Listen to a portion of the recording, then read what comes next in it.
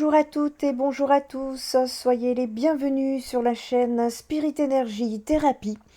Nous vous souhaitons un très bel été, j'espère que tout le monde va bien et que je vous trouve en train de m'écouter avec de la good vibes. Alors, ici, sachez en tout premier lieu, j'ai toujours ma nouvelle page Facebook, donc je vous invite à aller faire un petit tour et si ça vous parle, de vous abonner.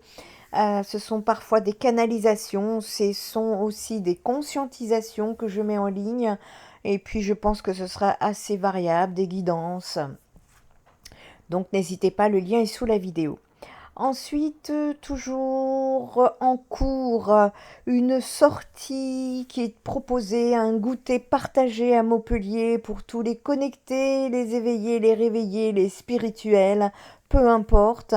Vous êtes ici invités à peut-être, si vous le ressentez, vous rencontrer, nous réunir, nous connecter de façon à ce que beaucoup d'entre vous puissiez sortir de votre isolement et pouvoir rencontrer la même famille d'âmes que vous, qui sait.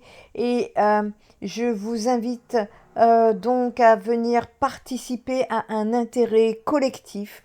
Offrez-vous une opportunité d'expérience et de rencontre, donc à un goûter partagé au parc Charpac sur Montpellier. L'idée, voilà, c'est que vous puissiez justement entreconnecter, vous rencontrer et puis c'est une façon aussi de vous rassembler gratuitement. Voilà, donc je suis poussée également à vous proposer cela, donc n'hésitez pas à venir me rejoindre le 11 août à partir de 17 h au parc Charpac. Alors effectivement, j'avais prévu un pique-nique, mais à midi, avec les fortes chaleurs de cette canicule, je pense qu'il est plus préférable de se rendre à 17 h. Au moins, la chaleur sera moins forte et de plus, peut-être que certains travaillent et ce sera beaucoup plus simple pour elles de se déplacer à 17 h. Alors pour l'instant, je n'ai pas encore énormément de nouvelles. N'hésitez pas à m'envoyer un mail si vous êtes intéressé à contact.spiritenergie@gmail.com et j'enverrai un mail collectif au final pour vous en donner des nouvelles. Donc ici, sachez que je suis guidée pour vous faire cette vidéo qui concerne un petit peu le travail sur son karma. Parce que prochainement, au niveau des énergies, vous allez voir que vous allez être poussé à le travailler. Ça risque de swinger dans les énergies. Profitez du mois d'août pour pouvoir vous reposer si vous le pouvez. Et donc, nous allons parler de karma, nous allons qu'est-ce que c'est le karma, qu'est-ce que c'est la dette karmique. Je vais également pouvoir vous expliquer un petit peu la réincarnation, pourquoi est-ce qu'on ne se souvient pas de ces réincarnations. Et vous allez également savoir comment calculer votre dette karmique. D'ailleurs, je vous invite à prendre un papier et un stylo, nous allons le calculer ensemble. Vous pourrez voir un petit peu comment mesurer ce niveau de karma en vous et puis voir un petit peu comment l'exposer de 4 dettes karmiques que vous trouverez en fonction de votre calcul. Nous verrons ça donc au plus loin dans cette vidéo. Également un petit peu vous expliquer comment effacer votre dette karmique et puis alors au final vous donner les 12 maximes qui devraient être chacune de vos actions quotidiennes pour améliorer ce karma. Alors tout un programme, puisque comme je vous dis, vous allez être prochainement appelé à travailler sur votre karma. Il y a certaines façons dont l'univers fonctionne et nous ne pouvons pas toujours comprendre comment cela fonctionne, et bien que nous ne sachions pas vraiment ce qui existe ou ce qui contrôle l'univers, une chose à laquelle nous pouvons nous mettre d'accord, c'est l'énergie. l'énergétique. Et quel que soit son degré, c'est-à-dire qu'elle soit positive ou négative, eh bien cette énergie ne disparaît pas, elle se transforme et on appelle ça une transmutation. Alors parfois les choses semblent se produire comme ça, au hasard et sans but. Le karma, c'est cette force invisible qui découle de notre comportement et de nos actions. Et le principe est simple, l'énergie que vous avez émise en réalisant une action positive ou négative à un moment donné reviendra à vous tôt ou tard. Alors, je sais que vous pourriez me dire éventuellement que le karma, il n'est pas chez vous, il est chez votre voisin. Eh bien non, pas du tout. Détrompez-vous. Nous sommes tous ici-bas pour quelque chose. Nous sommes ici pour nous élever en conscience. Nous avons tous à travailler sur chacun de nous. Alors bien évidemment à différents degrés. Et nous allons voir un petit peu plus bas au niveau des calculs. Alors le karma, c'est un mot issu de la mythologie hindoue qui signifie action. Et il stipule, tout comme la loi de Newton en science, que toute action engendre une réaction. En bref, le karma nous apprend que personne ne peut échapper aux conséquences de ses actes. Ainsi, si vous faites le bien autour de vous, vous accumulerez de l'énergie positive, tandis que si vous faites du mal à autrui, eh bien une énergie négative viendra vous mettre des bâtons dans les roues de votre vie. Le passé et l'avenir jouent un rôle important dans le déroulement de votre vie, et que vous le réalisiez ou non, un chemin a été tracé pour vous bien avant que vous ne le vivez lors de votre vie actuelle. Pour savoir à quoi mène ce chemin, vous devez assumer la responsabilité non seulement de ce que vous faites, mais maintenant aussi de ce que vous avez fait dans des vies antérieures. Cela signifie également faire face à la dette karmique. Alors, croyez-vous en la réincarnation de votre côté? Laissez-moi en commentaire, est-ce que vous croyez en la réincarnation? Alors, selon les règles du karma, il existe des liens de cause à effet entre nos différentes incarnations, parce que nous en avons plusieurs. Ce que nous vivons dans cette vie pourrait traverser sa source dans une vie passée, et cela pourrait aussi influer nos vies futures. Dans le monde de la numérologie, la tradition tibétaine n'échappe pas à la règle. Elle offre une contribution très développée. À partir du nom et de la date de naissance d'une personne, la numérologie karmique tibétaine peut apporter une lumière sur les grands traits qui traversent une vie et leur ancrage dans des vies passées lorsque c'est le cas. La numérologie karmique s'appuie sur un bon nombre de points communs avec les autres traditions numérologiques. Néanmoins, elle présente des spécificités parfois contraires à la numérologie occidentale. Par exemple, le nombre 13 est un symbole de chance au Tibet, mais de malchance en Occident. Bien que ce concept puisse sembler étrange ou injuste, commencez à vraiment vivre votre vie avec un karma positif implique d'expier vos erreurs passées. Cette dette, souvent mal accueillie, n'est pas une punition mais plutôt une opportunité de libération.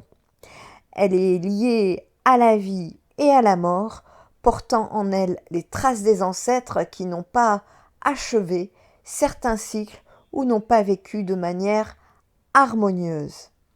Alors qu'est-ce que la dette karmique ?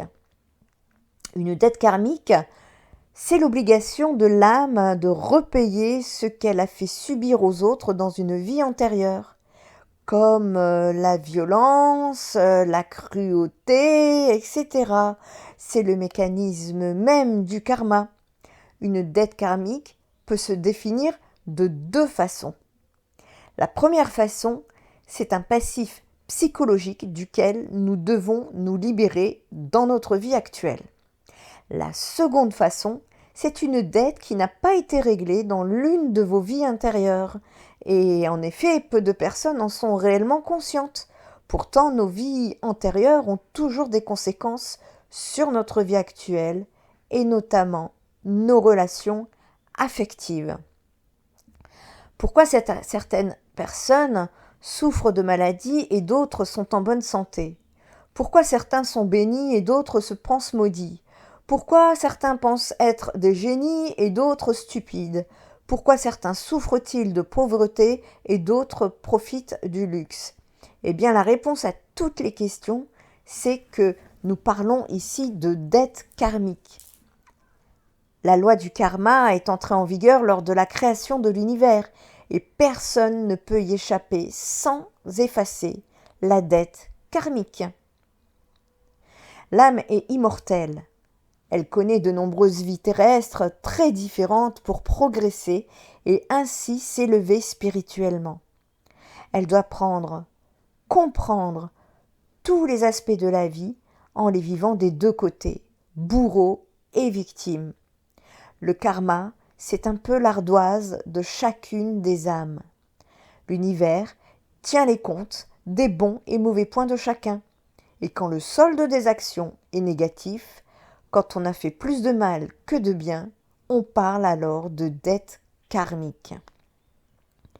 La dette karmique n'est pas facile à porter. Si on décide de voir le verre à moitié plein, on peut l'envisager comme un moyen de réparer le mal fait. Notre âme possède des ressources infinies pour nous guider vers le paiement de la dette. Si vous avez remarqué un schéma de lutte ou de souffrance tout au long de votre vie, vous pourriez avoir une dette karmique. Il peut s'agir également de problèmes financiers, de mauvaises relations ou dus à un manque de joie, un manque de joie de vivre. Quoi qu'il en soit, si vous souffrez de situations récurrentes, il peut y avoir des problèmes non résolus dans votre passé. La dette karmique est une accumulation d'énergie négative résultant de mauvais comportements que vous avez manifestés dans des vies antérieures. Cela signifie que vous avez potentiellement blessé quelqu'un ou quelque chose ou que vous avez commis un acte qui a gravement affecté d'autres personnes dans votre vie antérieure. Lorsque vous êtes décédé, cette énergie négative ou karma s'est attachée à vous et vous avez porté cette dette pendant la réincarnation. Alors au moment de renaître, l'âme choisit les conditions de sa future vie avec soin. Elle détermine sa future famille, ses défis à venir, ses joies, ses réussites, mais aussi ses peines et ses épreuves. Ces choix sont importants pour sa progression et il n'est pas rare qu'une âme mette plusieurs décennies avant de se réincarner, justement parce qu'elle doit faire le bilan de ce qui a été vécu et de ce qui lui restera à vivre. Elle peut décider de retrouver des personnes qu'elle a déjà connues et choisir d'expérimenter le négatif qu'elle a fait subir aux autres pour progresser et passer à autre chose, même si choix implique une vie difficile. Ce choix implique une vie difficile. Alors attention pour autant à ne pas tomber dans la passivité, parce que affirmer « c'est mon karma, ça devait m'arriver » sans chercher à s'en défaire, sans chercher à progresser serait une erreur. Tout le travail karmique repose sur la progression. Alors pourquoi ne se souvient-on pas de nos vies antérieures? Eh bien pour commencer, dire que le point faible de la réincarnation serait l'absence de ce souvenir n'est pas un avis partagé par tout le monde. Il y a des gens qui prétendent, comme moi, avoir des souvenirs de leur vie antérieure. Et croyez-moi, lorsque ça vous arrive, en tout cas pour ma part, je me suis dit, non, il y a erreur sur la marchandise. Ce n'est pas moi, pas possible. Eh bien, ainsi, on peut se souvenir de certains lieux, certains événements, et avec cette sensation forte du déjà vécu. Cependant, si certains témoignages demeurent troublants, d'autres sont complètement fantaisistes. On peut dire que notre sphère de vie humaine, c'est-à-dire représentée par notre moi, qui constitue la conscience, se composerait de deux demi-sphères. Vous avez une sphère physique dite imparfaite, qui est relative à notre univers extérieur, soit la réalité, les conflits, et vous avez une sphère spirituelle dite parfaite, qui est un idéal du moi dans la nature. Sans elle, il n'y aurait pas d'harmonie. Donc dans la sphère physique, la mémoire se détériore. Notre cerveau, qui est l'organe de notre mémoire physique, ne peut pas rester intact après notre mort. Tout changement dans sa structure ou tout trouble dans son fonctionnement lors de notre vivant peut déjà atteindre ou détruire notre mémoire. Par exemple, certaines maladies font presque perdre tous les souvenirs du passé. Dans certains cas, la mémoire peut revenir que graduellement, mais la fonction normale de notre cerveau peut se retrouver complètement suspendue et une sorte de démence peut apparaître. L'absence de mémoire chez les personnes âgées est bien caractéristique de ce phénomène de détérioration. La mémoire se refuse à noter de nouvelles impressions. Les choses de la veille sont oubliées, tandis que les souvenirs douloureux ou joyeux de la jeunesse sont réveillés par de simples flashs. À terme, l'homme redevient comme un enfant sans défense, n'aspirant qu'au repos et au sommeil. Alors vraiment, n'oublions-nous pas beaucoup plus que nous ne retenons des détails de notre vie sur Terre. Ce qui est étonnant, ce n'est pas que nous puissions nous rappeler ces quelques faits qui subsistent en notre mémoire, mais c'est surtout que nous oublions tant d'expériences qui disparaissent complètement du champ de notre souvenir, de notre vivant. Si la mémoire faiblit au fur et à mesure que le cerveau dégénère, comment en serait-il autrement après la mort ? Si l'histoire de la vie d'un homme dont le nombre des années le font retomber en enfance et le prive du souvenir, comment serait-il possible, lorsque le cerveau est décomposé et retourné en poussière, qu'il accomplisse encore une fonction qu'il était prédestiné à perdre avant la mort ? Alors dans la deuxième sphère, dans la sphère spirituelle, nous parlons là de mémoire définitive. Conjointement à notre mémoire physique, il existe une mémoire dite spirituelle qui, elle, fixera toute forte expérience vécue sous forme d'acquis définitifs. Ces expériences laisseront de puissantes traces qui marqueront l'identité de notre esprit. La mémoire spirituelle appartient à l'esprit et sur elle, le temps n'a pas d'action. Elle fait partie de nous-mêmes, de notre moi qui ne cesse d'évoluer. Elle appartient à notre personnalité dans le temps. Il s'agit d'une mémoire des acquis dont l'enregistrement est permanent et appartient au domaine de l'intuition, au titre des possessions durables de l'esprit. Dans une nouvelle vie, le nouvel être que nous devenons aura subi en quelque sorte un reset. Ceci afin de vivre et de connaître d'autres expériences qui mèneront votre esprit à s'imprégner à d'autres valeurs qui seront gardées dans la mémoire spirituelle pour votre perfection spirituelle. Ne plus avoir de conscience des vies passées pour mieux vous réaliser dans votre nouvelle vie, telle sera la règle de base. Alors au sujet de la réincarnation, chaque fois que vous revenez sur Terre, vous apportez avec vous tout le karma négatif de vos vies passées. Bien que vous n'en soyez peut-être pas conscient maintenant, cela n'excuse pas votre besoin d'expier ces erreurs. Vous vivez actuellement des leçons karmiques. La réincarnation, c'est un courant philosophique, doctrinal et religieux selon lequel notre âme, qui est éternelle, connaît plusieurs vies terrestres au cours de son existence. La réincarnation signifie que notre esprit peut renaître dans ce monde ou dans des mondes similaires, c'est-à-dire que l'âme renaît dans un corps charnel. C'est pourquoi on utilise le terme réincarnation. L'histoire de la réincarnation est aussi vieille que l'existence humaine elle-même. C'est une croyance très ancienne. Il y a au moins 12 000 ans, à l'âge de pierre, il était coutume d'enterrer les morts en position fœtale. Les chercheurs en ont donc déduit que c'était pour préparer les corps à une nouvelle vie. Dans toutes les religions et doctrines qui défendent la réincarnation, il s'agit d'une opportunité pour les esprits d'évoluer pour atteindre l'éternité. Nous apprenons de nos erreurs et retournons dans le monde terrestre pour réparer le mal que nous avons fait et nos erreurs.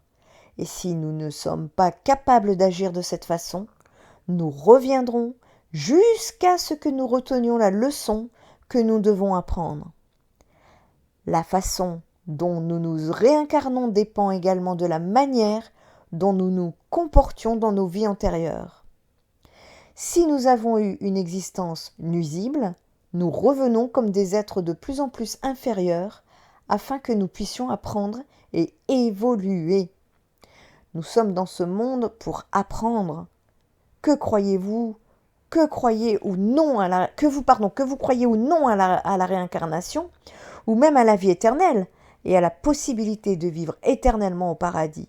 Faites-le de manière respectueuse, soyez polis, aimants, patients, solidaires, empathiques, sans penser à la récompense spirituelle ou matérielle. Cependant, si la réincarnation a été étudiée à travers les âges bien avant le Christ, il n'existe aucune preuve concrète qui garantit son existence. Mais il existe de nombreuses preuves avec l'étude réalisée par le docteur Ian Stevenson, psychiatre à l'Université de Virginie aux États-Unis. Il a collecté des données pendant 40 ans sur plus de 3000 cas et a mis en évidence l'existence de la réincarnation dans le monde avec des résultats impressionnants, tous réalisés avec des enfants. Les études ont été réalisées avec des enfants car c'est à l'âge entre 2 et 6 ans qu'apparaissent les plus grandes preuves et cas de réincarnation. Lorsque l'histoire de la réincarnation de l'enfant n'est pas prise au sérieux, l'enfant oublie ou le cerveau bloque les souvenirs. Alors comprendre votre dette karmique et ses chiffres peut vous aider à interpréter ces leçons. Apprendre à calculer sa dette karmique, c'est comprendre les racines de ce qui se passe dans votre vie, ici et maintenant. Nous sommes venus au monde avec l'héritage de notre âme. Certaines personnes s'incarnent avec des talents innés, d'autres naissent avec une dette karmique. La loi du karma est une comptable qui recense les bonnes et les mauvaises actions des vies antérieures. Quand le solde est inférieur à 0, on parle alors de dette karmique. Alors comment calculer cette dette karmique? Et puis que signifient vos chiffres de dette karmique? Eh bien la dette karmique est une notion essentielle dans la spiritualité. Elle représente les leçons non apprises ou les actions négatives donc de vos vies antérieures qui se manifestent dans votre vie actuelle. Pour savoir si votre dette karmique est plus lourde que vous ne le pensez, il est crucial de calculer. Vous pouvez calculer cette dette karmique en utilisant les nombres karmiques. Ceux-ci sont dérivés de votre date de naissance et de votre nom. Les nombres karmiques les plus courants sont le 13, le 14, le 16 et le 19. Alors nous allons ici nous pencher sur les dettes karmiques, les nombres karmiques les plus courants. Et pour calculer votre dette karmique, eh bien, il faut additionner les chiffres de votre date de naissance. Par exemple, si vous êtes né le 15 avril 1984, eh bien, vous additionnez le 1 plus 5 plus 4 plus 1 plus 9 plus 8 plus 4. Vous réduisez ce nombre à un chiffre unique, donc dans l'exemple précédent, 1 plus 5 plus 4 plus 1 plus 9 plus 8 plus 4 est égal à 32. Et 32, c'est 3 plus 2, donc votre chiffre sera le 5.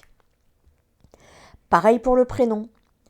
Et si le chiffre unique est l'un des nombres karmiques 13, 14, 16 ou 19, eh bien vous avez une dette karmique. Sinon, la dette karmique n'est pas présente dans votre date de naissance. Un autre moyen de calculer, comme je vous disais, donc votre dette karmique, eh bien c'est d'analyser votre nom complet, votre nom de naissance, je précise. et convertissez donc chaque lettre de votre nom en chiffres suivant la tradition numérologique sur le tableau que vous pouvez apercevoir à l'écran. Additionnez donc votre nom de naissance complet et vous obtiendrez pareil un chiffre que vous réduirez à un seul chiffre. En additionnant donc les chiffres correspondant à votre nom complet, vous donc réduisez au chiffre unique. Et si ce chiffre est 13, 14, 16 ou 19, vous avez une dette karmique liée à votre nom. Sinon, vous n'avez pas de dette karmique spécifique associée à votre nom. Comprendre votre dette karmique peut vous aider à reconnaître et à surmonter les problèmes récurrents de votre vie.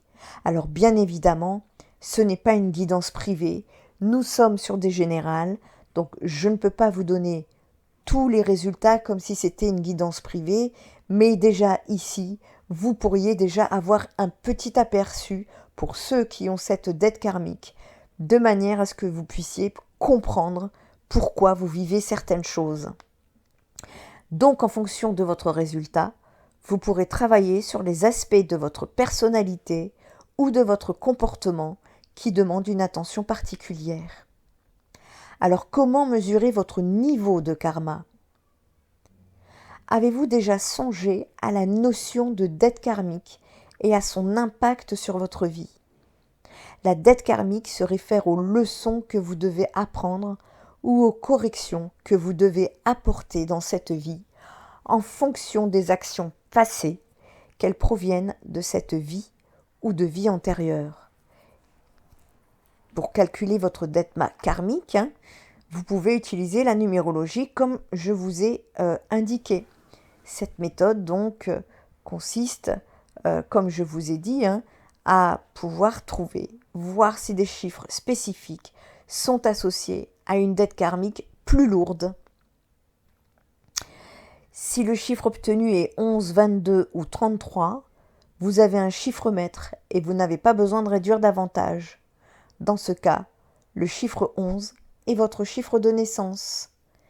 Des chiffres spécifiques sont souvent associés à une dette karmique plus lourde, notamment les chiffres 13, 14, 16 et 19, souvent interprétés comme des indicateurs de dette karmique importante et nous allons nous pencher sur celle-ci particulièrement.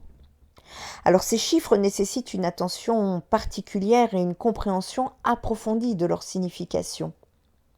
En plus de votre date de naissance, vous pouvez également mesurer le taux de votre karma en examinant vos comportements et expériences. Alors voici quelques pistes. Observez les schémas récurrents dans votre vie et posez-vous la question, s'agit-il d'expériences bénéfiques ou de défis répétitifs ? Ensuite, analysez vos relations. Rencontrez-vous souvent les mêmes types de personnes ou les mêmes problèmes relationnels ? Évaluez ensuite vos échecs et vos succès et posez-vous la question, quelles leçons pouvez-vous tirer de vos expériences passées ? Alors prenez le temps de réfléchir sur ces aspects qui peuvent vous aider à mesurer et à comprendre votre niveau de karma. La reconnaissance de votre dette karmique est la première étape vers la guérison et l'équilibre spirituel. Alors les signes d'une dette karmique, qu'est-ce que c'est ? La dette karmique, donc, c'est un concept influent dans la compréhension des relations et des défis de la vie.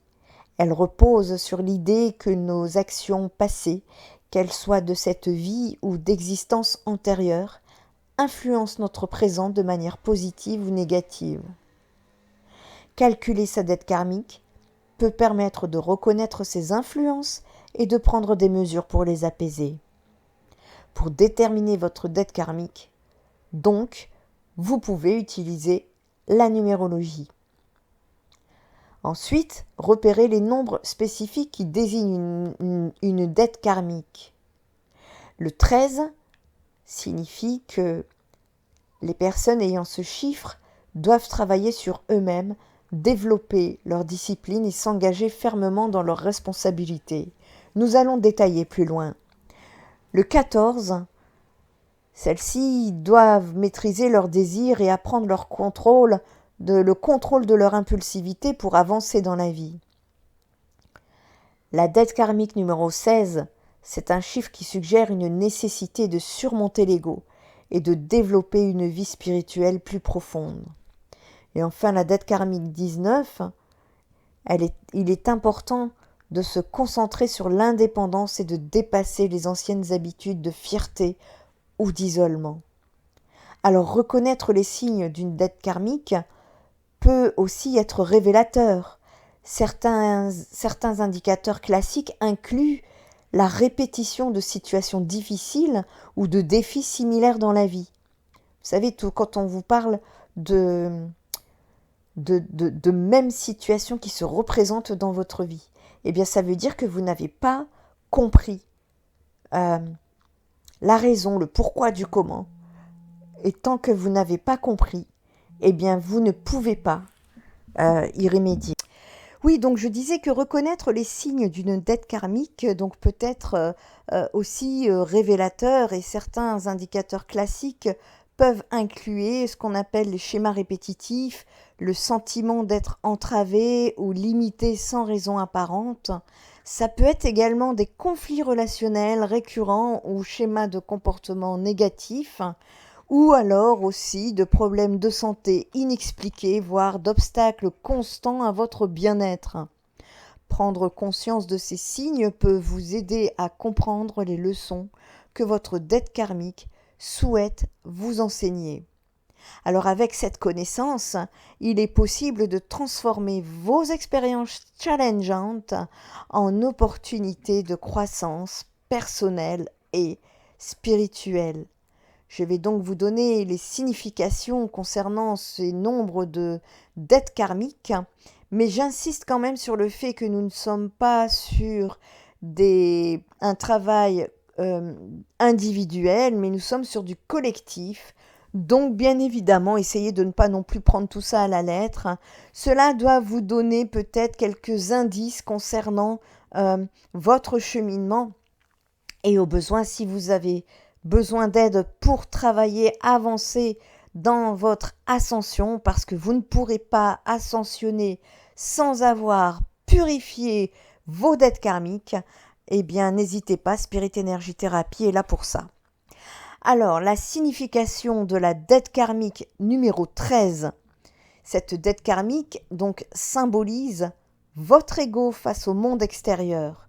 Cela peut par exemple vouloir signifier que vous avez été négligent dans votre organisation, votre façon de faire, ou alors que vous n'avez pas donné trop d'importance au travail au détriment d'autres priorités dans votre vie.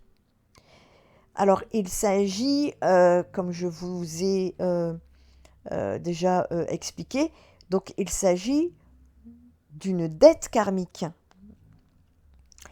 Et donc, c'est cette dette, par rapport à cette dette karmique, vous avez donc cette possibilité peut-être de voir au travers votre vie les schémas répétitifs qui se succèdent dans votre vie.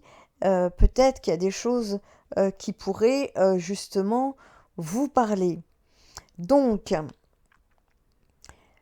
il s'agit donc d'une dette karmique de vie antérieure. Cela peut aussi vouloir dire que par le passé, vous avez laissé les autres décider pour vous, agir en votre nom, ou que vous avez fui vos responsabilités. Vous avez aussi pu être inconscient ou insouciant au travail. Mais alors, comment ce type de dette karmique peut-elle se manifester au quotidien afin de vous alerter ? Il s'agit généralement d'un sentiment d'amertume ou de renoncement. On n'a plus envie de rien, on est démotivé, on a l'impression de beaucoup travailler pour avoir au final un résultat assez maigre, comme si vos efforts étaient vains. Vous avancez pour finalement reculer de 10 pas. C'est une sensation désagréable et assez frustrante. Elle découle du fait qu'une personne était paresseuse dans sa vie antérieure et n'a pas assez travaillé et qu'elle a abusé du travail des autres. Elle pouvait aussi être ingrate pour le travail des autres. Alors le nombre 13 de votre dette karmique, le 1 signifie égoïste et concentré uniquement sur ses propres intérêts, tout le dur labeur laissé aux autres. Le chiffre 3, c'est une personne qui n'a fait que ce qu'elle aimait. En pratique, il existe 2 modes de manifestation de cette dette. Soit la personne ne peut pas rester les bras croisés et travaille, ainsi elle est déjà intuitivement prête à s'acquitter de sa dette karmique, ou alors elle succombe à l'énergie des dettes karmiques et elle reste assise à ne rien faire, ce qui aggrave son devoir. La dette karmique numéro 13 signifie qu'une personne n'a pas de moyens rapides et faciles de réussir. Essayer de trouver un tel moyen ne mènera qu'à la frustration. Pour réussir dans cette vie, une personne doit travailler plus dur que les autres, rencontrant plus d'obstacles dans sa vie. Mieux, elle apprend à éprouver la joie du travail, à apprécier les résultats concrets et pratiques. Dans cette vie-ci, il peut aussi y avoir des gens qui exigent quelque chose d'une personne, usant et souvent ingrat. Ce sont les âmes qu'elle doit dans sa vie passée. Elle doit l'accepter, ne pas être offensée et ne pas être en colère. Après, avoir de la gratitude, car ces personnes vous donnent en tout cas l'opportunité de payer cette dette karmique. Il y a 2 façons de réussir avec cette dette karmique.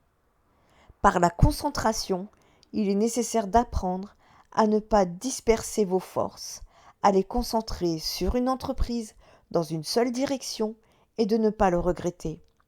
Il est également important de se soutenir ou de soutenir plutôt l'ordre dans sa vie. Le chaos, la confusion de toute nature réduira considérablement les capacités de vos efforts. Pour réparer cette dette karmique 13, vous devez prendre le contre-pied et faire l'inverse de tout ce que vous faisiez auparavant. Opérer un grand changement en étant davantage organisé, rigoureux et volontaire. Il faut savoir se donner dans son travail, mais faire la part des choses sans être obnubilé uniquement par cela. Il s'agit de maintenir le cap et de ne pas lâcher prise, d'être persévérant et courageux.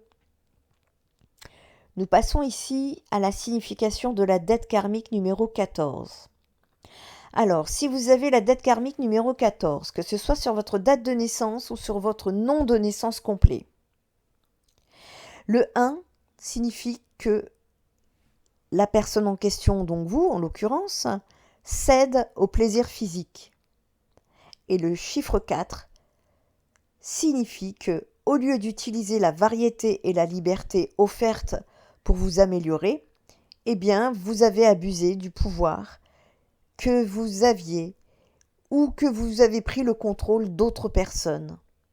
Très probablement, dans cette vie, vous avez de nombreuses dépendances différentes. Vous ne savez pas comment terminer ce que vous avez commencé et franchir les premiers obstacles est compliqué. Les causes peuvent être diverses. Si cela est lié à votre vie antérieure, il s'agit sûrement de ce qu'on appelle communément un abus de liberté. En d'autres termes, vous avez usé et abusé de cette liberté et de celle d'autrui avec divers excès, comme la drogue, l'alcool, la luxure, des violences à l'extrême. Votre quota de liberté est donc déjà épuisé, même dans votre nouvelle vie, et vous en payez le prix. Alors cela peut se manifester dans votre vie de plusieurs façons, comme une instabilité constante, une impossibilité de se poser, et sûrement des dépendances à la drogue, à l'alcool ou d'autres vices comme le sexe, le jeu, l'argent, etc. Pour corriger votre karma, Vous devez vous débarrasser de mauvaises habitudes et des décisions impulsives. Vous devez développer la sagesse en vous-même. La vie d'une telle personne peut être très aléatoire. De nombreuses circonstances en constante évolution, des événements inattendus, des changements brusques de vos conditions de vie. Une personne est exposée à un risque important de maltraitance avec l'alcool, la drogue et même les plaisirs physiques comme le sexe ou la gourmandise. Le chiffre 14 est de se consacrer à un but élevé que la personne, c'est-à-dire vous, peut trouver dans sa vie d'une plus grande importance. Vos activités devaient être consacrées à la réalisation de l'énergie d'inspiration. C'est toujours une personnalité brillante et talentueuse. Un travail de sortie de toute confusion vous aiderait à ne pas perdre le cap et il vous sera plus facile de ne pas vous enliser dans les profondeurs et tentations. Pour réparer et corriger cela, vous devez payer votre dette en changeant de comportement. Mettez de la discipline dans l'ensemble de vos actions. Faites des choix sensés. Rappelez-vous la définition même de la liberté. La vôtre s'arrête là où commence celle des autres. Par conséquent, vous ne devez pas nier que chacune de vos actions a des conséquences. La signification de la dette karmique numéro 16. Eh bien, la dette karmique 16 se compose donc de deux chiffres, le 1 qui nous représente nous-mêmes, avec notre ego face à notre responsabilité pour le chiffre 6. Il y a donc eu négligence de ce côté-là. La dette karmique du nombre 16 repose sur le fait suivant. Vous avez joué avec les sentiments des autres. Dans une vie antérieure, des sentiments forts ont probablement été ignorés, notamment ceux de votre conjoint de l'époque ou conjointe.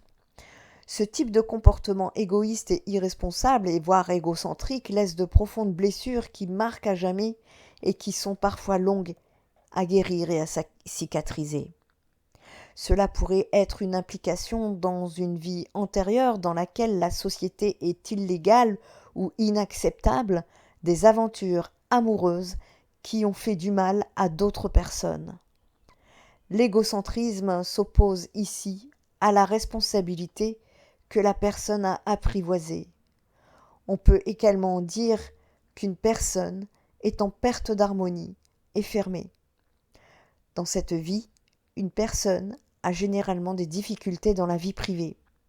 Il s'avère qu'elle est très concentrée sur elle-même, sur ses propres intérêts et préoccupations. Dans votre vie actuelle, cela peut se manifester de plusieurs façons, notamment par de nombreuses et récurrentes déceptions affectives qui rendent fragile votre personne d'un point de vue sentimental. La personne que vous êtes a notamment l'impression de vivre sans cesse des histoires d'amour vouées à l'échec, impossibles ou défendues. Il vous est difficile d'établir une relation vraiment chaleureuse, sincère, cordiale avec quelqu'un qui est constamment emporté en lui-même au milieu de ses propres soucis. En pratique, il existe plusieurs manifestations de ces dettes. Une personne ne peut pas non plus organiser sa vie personnelle, les relations ne peuvent pas être à long terme ou même être insensibles. Ou alors, si vous entrez dans une relation, c'est une relation difficile, dont vous souffrez souvent. Elle peut être dans le rôle d'abandonner ou dédiée à ceux que vous aimez. Une personne éprouve la même douleur qu'elle a causée dans d'autres vies de sa vie passée. Et les partenaires de cette vie sont des âmes à laquelle vous devez une dette karmique. Parfois, les personnes craquent et s'effondrent aussi bien d'un point de vue physique que psychologique. Avant d'en arriver là, il faut donc faire le maximum pour réparer cette dette karmique afin que les choses rentrent dans l'ordre. Si vous avez besoin d'un soutien, d'un travail, n'hésitez pas à contacter Spirit Energy Therapy.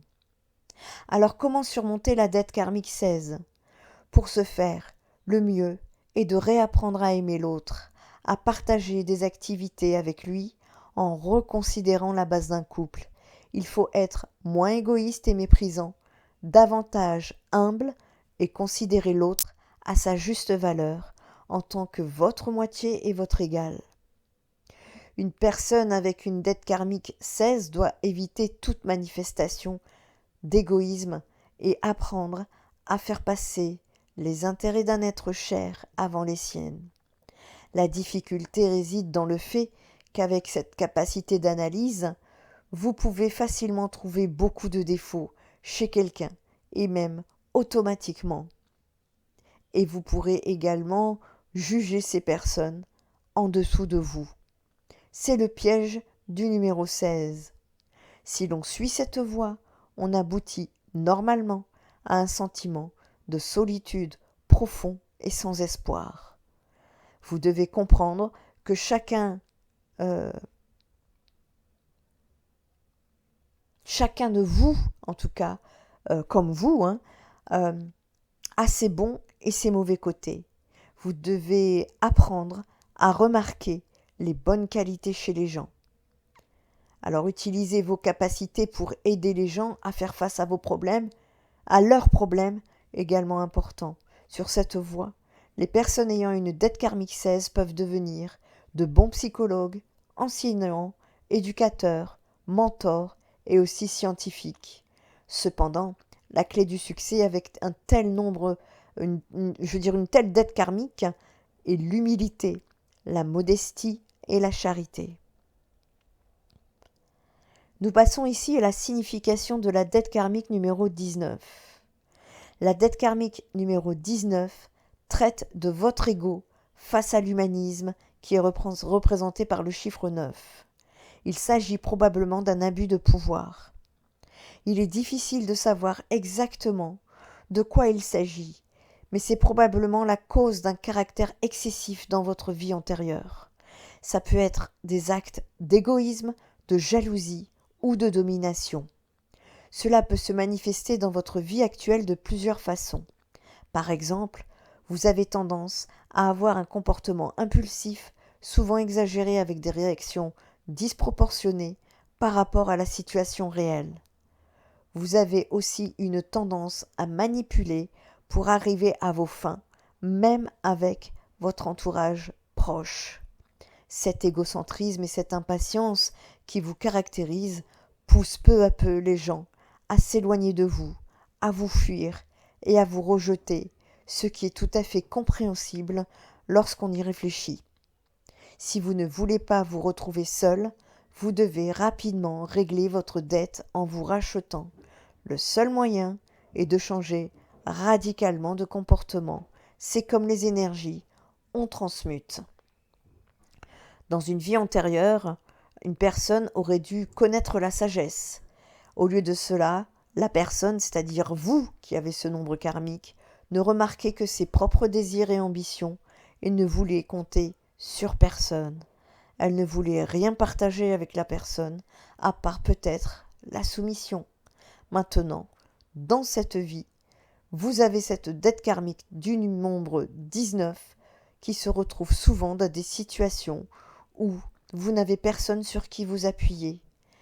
Vous ne devez compter que sur vous-même. Et si vous faites très bien toute seule ou tout seul vos tâches le plus souvent, eh bien, vous allez commencer à blâmer les autres.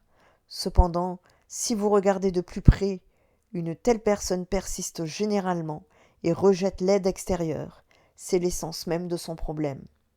Alors une grande partie de la solitude créée par elle-même, sa réticence à écouter les autres, à accepter leur aide et leurs conseils fait partie de cette dette karmique. La personne se construit une prison émotionnelle par rapport à sa propre attitude envers les autres. Ceux qui sont liés à cette voie étaient peut-être assez égoïstes dans leur vie antérieure, et la dette reportée est liée aux dommages causés par leurs attitudes égoïstes. La clé du succès avec la dette karmique 19, eh bien, comment la surmonter ? Alors bien que cela semble aller de soi, il est important que la personne reconnaisse la gravité des actes d'égoïsme. Dans sa vie passée, elle a blessé quelqu'un en la valorisant par rapport à d'autres. Cela demande beaucoup d'efforts à surmonter. Elle doit tendre la main à d'autres personnes et s'entraider à aider les autres. Sinon, elle pourrait se retrouver isolée et seule. La clé pour surmonter cette dette est l'apprentissage.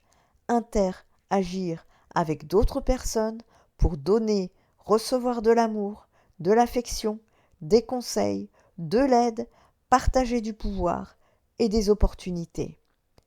Personne ne doute de son indépendance et de son autonomie. Alors faites preuve de davantage d'humanité avec les autres. Apprenez à vous débrouiller seul, sans appeler à l'aide à la première difficulté. Ne mettez pas systématiquement les autres à contribution. Soyez gentil, sans rien attendre en retour. En mettant de côté, par exemple, tous ces numéros, est-ce que vous vous êtes reconnu dans toutes ces descriptions de dettes karmiques? Laissez-moi un petit commentaire et donnez-moi vos avis. Je vous propose maintenant de voir comment vous pouvez effacer et réparer vos dettes karmiques. Je vous ai parlé comme de l'énergie de transmutation. Eh bien, pour effacer votre dette karmique, déjà, faut savoir que cela prend du temps et du dévouement. Cela vous oblige à être spirituellement vulnérable et engagé à vous améliorer. Il existe plusieurs façons de travailler sur votre dette karmique qui sont toutes ancrées lorsqu'elles vous concernent en vous. Cependant, bien que prendre des mesures soit une bonne idée, le simple fait de faire une partie et de penser que vous avez terminé la guérison ne vous mènera nulle part. Vous devez compléter chaque stratégie de guérison pour atteindre l'objectif final de la liberté karmique. L'ordre dans lequel vous les faites n'a pas vraiment d'importance. Suivez votre intuition et allez à votre propre rythme. Effacer la dette karmique ne dépend pas de votre rapidité avec laquelle vous le ferez. Il s'agit de la sincérité et de l'intention que vous y mettez. Outre cet aspect un peu magique, le karma nous enseigne le sens des responsabilités et nous fait prendre conscience de l'impact de nos actions. Que l'on y croit ou pas, il est donc primordial de garder en tête les lois que nous dicte cette croyance. Alors nous allons terminer ici avec les 12 maximes qui devraient être à la base de chacune de vos actions et que vous devriez entreprendre au quotidien tout au long de votre vie. En somme, prenez ces 12 maximes comme une Bible de votre chevet. Premièrement, la grande loi, où on récolte ce que l'on sème. Nous sommes responsables de nos actions et donc de leurs conséquences. Si nous semons des graines de positivité autour de nous, il y a de grandes chances que de bonnes choses nous arrivent en retour.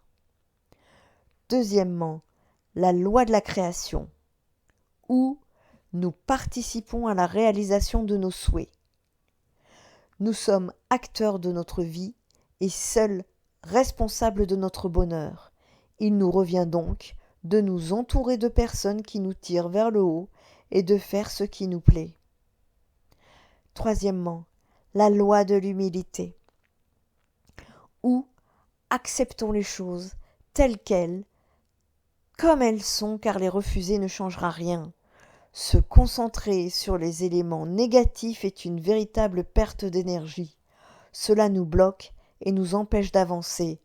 Acceptons le présent pour créer un avenir meilleur.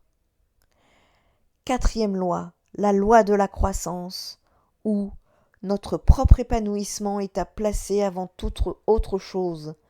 Une nouvelle voiture, un nouveau smartphone ne nous rendront pas plus heureux.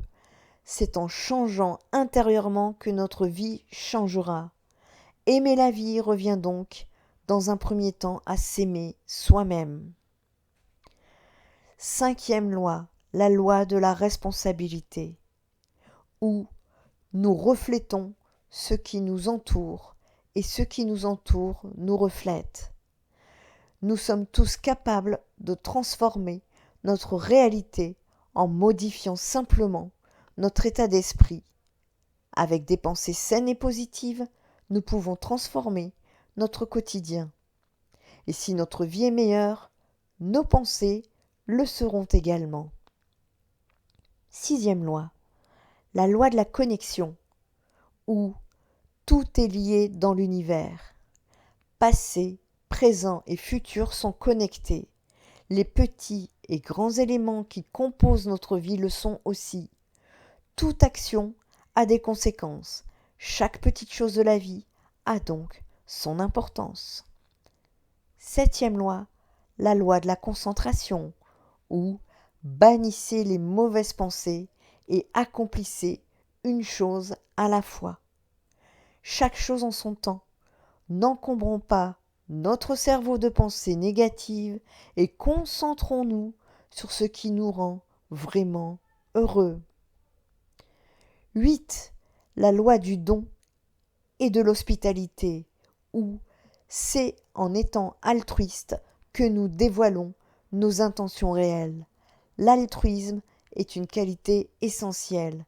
Il ne suffit pas de dire « je veux aider », il faut le faire réellement. Poser des actes. C'est aussi en aidant les autres que l'on peut trouver son propre équilibre spirituel et par conséquent accéder au bonheur. 9e loi, la loi du ici et maintenant, où seul le moment présent nous appartient vraiment. Se concentrer sur le passé et sur l'avenir nous empêche de vivre réellement l'instant présent. Détachons-nous de nos erreurs passées, évitons de perdre du temps à rêvasser.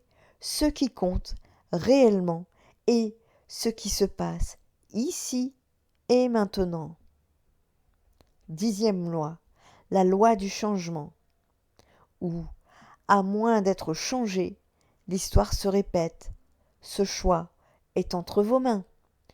Chacune de nos erreurs est une leçon de vie. Il est important d'en prendre conscience et de mettre en place les changements nécessaires pour qu'elles ne se reproduisent pas infiniment. Cela ne tient qu'à vous. 11e loi, la loi de la patience et de la récompense, où la patience nous offre les meilleures récompenses. Les plus belles récompenses sont celles qui nous ont demandé de gros efforts. Patience et persévérance sont les mots d'ordre d'un cheminement réussi vers une vie plus heureuse. Enfin, 12e loi, la loi de la valeur et de l'inspiration, où la valeur d'une chose est une conséquence directe de l'énergie et de l'intention que l'on y met. L'argent et les objets ne mèneront jamais au bonheur absolu. Entretenons l'amitié, les liens familiaux et l'amour. Ce sont les seules choses qui comptent réellement. Parce qu'il y a une fin à tout, la conclusion de cette vidéo concernant votre dette karmique est que quelque chose que vous ne connaissiez peut-être pas jusqu'à présent est sur le point d'être résolu. Alors, heureusement, si vous vous êtes senti maudit ou comme si vous étiez destiné à vivre une vie malheureuse, eh bien, vous pouvez faire quelque chose à ce sujet. Bien que l'univers puisse avoir des plans pour nous tous, et en fin de compte, c'est nous qui dictons ces plans. Vous êtes en charge de votre destin, et tout dépend de la façon dont vous agissez dans cette vie. Traitez les autres comme vous voudriez être traité, et vous traiter avec la même décence peut vous garantir la liberté karmique. Avec les bonnes intentions, vous pouvez atteindre un tout nouveau niveau d'illumination spirituelle et vivre la vie heureuse et réussie que vous avez toujours voulu. Eh bien voilà, vous avez maintenant une chance de recommencer votre vie en effaçant votre dette karmique. Les avantages de l'effacement de votre dette karmique sont un sentiment de paix que vous allez retrouver, une amélioration des relations et des finances, la suppression de la négativité, l'élimination du stress, la libération des limitations en libérant les vœux, les contrats, les engagements que vous avez pu effectuer, mais également une plus grande capacité à exprimer et à attirer l'amour dans votre vie. Voilà le gros travail pour votre ascension qui est à venir dans les prochains temps. On me dit que c'est assez proche. Donc, je nous souhaite un bon travail à tous. Si vous avez besoin d'une guidance, d'un soin énergétique ou d'un soutien psychologique, n'hésitez pas à contacter Spirit Energy Therapy. Vous avez toutes les informations sur le site spiritenergytherapy.fr. Je vous rappelle que spiritenergytherapy.fr vous propose d'effectuer un don contre une guidance, un soin énergétique ou un soutien thérapeutique, psychologique, un don que vous estimerez en votre âme et conscience. Je ne vous propose aucun tarif, c'est vous qui êtes maître du don que vous souhaitez apporter pour la guidance, le soin énergétique ou le soutien psychologique. En tout cas, tout est expliqué, je vous ai mis le mode d'emploi. Vous n'avez juste qu'à m'envoyer un SMS ou un mail pour une demande de rendez-vous. Nous convenons d'une disponibilité. Vous m'indiquez le montant de votre don. Je vous envoie le lien réglable par carte bancaire sécurisé qui bloquera votre jour date heure du rendez-vous et nous serons partis pour travailler en profondeur. Je vous souhaite à tous un très bon mois d'août. N'hésitez pas à aller voir les prédictions du mois d'août que j'ai pu mettre sur la chaîne et je vous remercie à tous et à toutes pour vos retours, vos likes, vos partages, vos commentaires. C'est ensemble que nous avançons vers ce nouveau monde. Je vous dis à très bientôt. Spirit Energy Therapy, ta guérison commence ici.